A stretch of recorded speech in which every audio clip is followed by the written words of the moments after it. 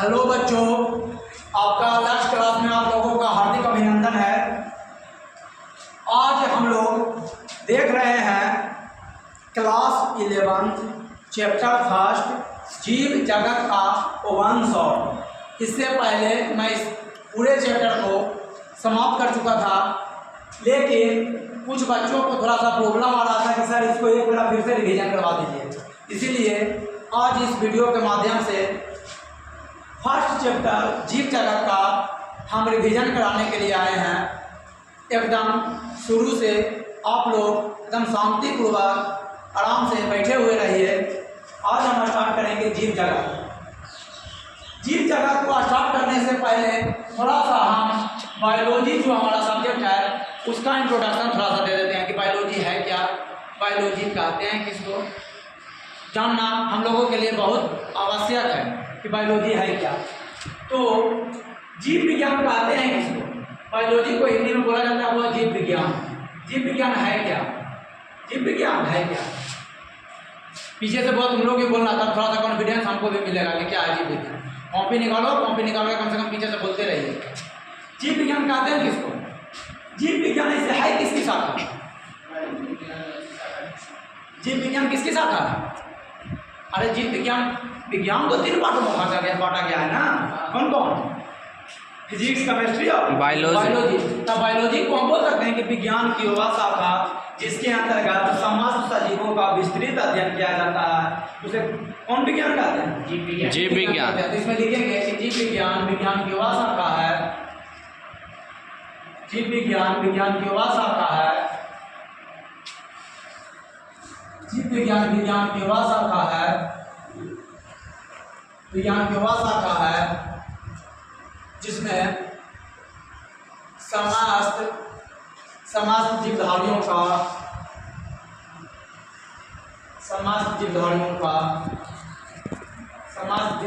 क्या किया जाता है, विस्तृत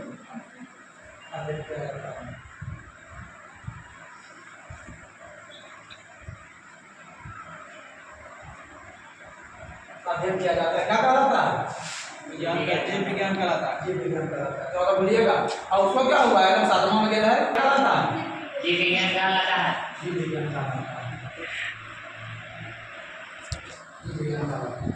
जीव विज्ञान का क्या डेफिनेशन लिखें, जीव विज्ञान विज्ञान की वह शाखा है जिसके अंतर्गत समस्त सजीवों का या समस्त जीवधारियों का क्या किया जाता है, विस्तृत अध्ययन किया जाता है। क्या कहलाता है, जीव विज्ञान कहलाता है। जीव विज्ञान का जनक किसे कहा जाता है, जीव विज्ञान का जनक, जीव विज्ञान का जनक किसे कहा जाता है, अरस्तु को कहा जाता है। अरस्तु को कहा जाता है। किसको कहा जाता है, अरस्तु को। जीव विज्ञान को अंग्रेजी में क्या कहा जाता है, बायोलॉजी। तो बायोलॉजी कौन कौन शब्दों से मिलकर बना है, कौन कौन शब्दों से, बायोलॉजी। लिखेंगे इसमें बायोलॉजी, बायोलॉजी ग्रीक भाषा के दो शब्द बायोस तथा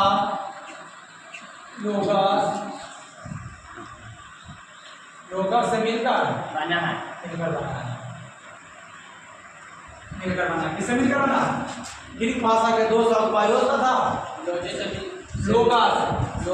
लोगस से मिलकर बना है। जिसमें बायोस का अर्थ क्या होता है, बायोस का अर्थ लाइफ होता है। क्या, लाइफ यानी कि क्या, जीवन तथा लोगस का अर्थ क्या होता है, अध्ययन करना होता है, अध्ययन करना होता है। इसीलिए हम कह सकते हैं कि जीवन का अध्ययन करना क्या कहलाता है, बायोलॉजी कहलाता है। लिख सकते हैं the study of life, the study of life is called biology, यानी कि क्या, जीवन का अध्ययन करना बायोलॉजी कहलाता है। बायोलॉजी कहलाता है। आप लोग सभी अभी टेंथ का एग्जाम देकर आए हैं, टेंथ का एग्जाम देकर आए हैं कि ना। टेंथ में बायोलॉजी, पूरा बायोलॉजी को एक ही पार्ट में पढ़ा गया था, लेकिन अब जैसे ही टेंथ के आगे बढ़े आए हैं 11th में, तो 11th में जीव विज्ञान को 2 पार्ट में बांट दिया गया है। कौन कौन? जूलॉजी और बॉटनी। जीव विज्ञान की कितने शाखा में आगे आपको पार्ट दिया गया है? 2 शाखा। 2 शाखा। तो लिखेंगे जीव विज्ञान को 2 शाखाओं में बांट दिया गया है। जीव विज्ञान को 2 शाखाओं में बांट दिया गया है। 2 शाखाओं में 2 शाखाओं में क्या किया गया है? बांट दिया गया है। कौन कौन हुआ? जूलॉजी और बॉटनी। बांट दिया गया, जूलॉजी और बॉटनी। यानी कि क्या, पहला वनस्पति विज्ञान, राइट से लिख सकते हैं। पहला क्या? वनस्पति विज्ञान। वनस्पति विज्ञान, वनस्पति विज्ञान। दूसरा क्या है? जंतु विज्ञान। जंतु विज्ञान। अब देखना है कि जो जीव विज्ञान हम लोग देखे हैं, जीव विज्ञान को कितने भागों में बांटा गया है? 2 भागों में बांटा गया है। पहला क्या? पहला वनस्पति विज्ञान, दूसरा जंतु विज्ञान। वनस्पति कहने का मतलब आप लोग ना देख रहे हैं कि वनस्पति मतलब क्या होता है? पेड़ पौधा। पेड़ पौधा। और जंतु मतलब क्या? एनिमल, जानवर। जीव जंतु, जानवर। तो वनस्पति विज्ञान, इसमें हम कह सकते हैं कि वनस्पति विज्ञान उस विज्ञान को कहते हैं जिसमें पेड़ पौधों के बारे में अध्ययन किया जाता है। तो इसमें हम देख सकते हैं कि ना, कि पेड़ पौधों के बारे में अध्ययन करना क्या कहलाता है? वनस्पति विज्ञान। पेड़ पौधों के बारे में अध्ययन करना, पेड़ पौधों के बारे में अध्ययन करना क्या कहलाता है? वनस्पति विज्ञान कहलाता है। अध्ययन करना वनस्पति विज्ञान कहलाता है। वनस्पति विज्ञान का जनक किसको कहा जाता है? इसका जनक किसको कहा जाता है? वनस्पति विज्ञान का जो पूछ रहे हैं। जंतु विज्ञान का जनक अरस्तु को कहा जाता है।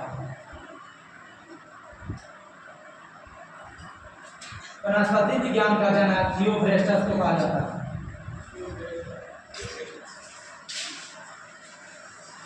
थियोफ्रेस्टस को कहा जाता है।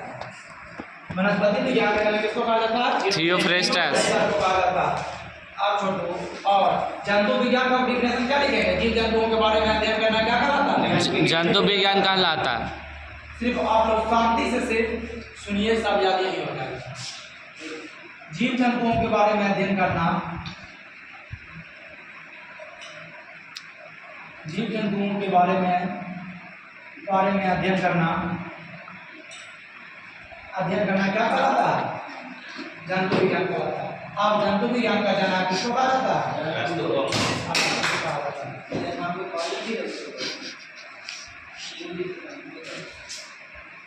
अरस्तु को कहा जाता है। जंतु विज्ञान का जनक किसे कहा जाता है? अरस्तु को कहा जाता है।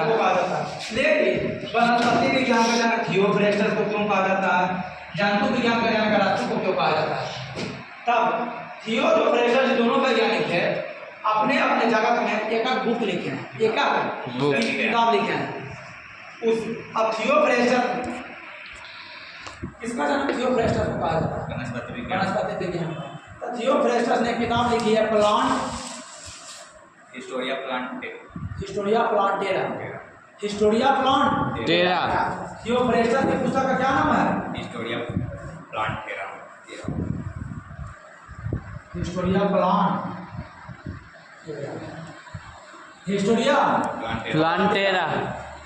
प्लांटेरा नाम पुस्तक कौन लिखे हैं? थियोफ्रेस्टस ने किताब लिखी है। कौन? हिस्टोरिया प्लांटेरा। और इस पुस्तक में लगभग 500 से भी ज़्यादा अलग अलग किस्म के पेड़ पौधों का क्या किए हैं? बताए हैं, अध्ययन करके उसमें लिखे हैं। इसीलिए थियोफ्रेस्टस को किसका जनक कहा जाता है? वनस्पति विज्ञान का जनक कहा जाता है। और अरस्तु ने भी एक किताब लिखी है, हिस्टोरिया एनी विलियम। और अरस्तु ने क्या, पुस्तक का नाम क्या है? Historia any William. हिस्टोरिया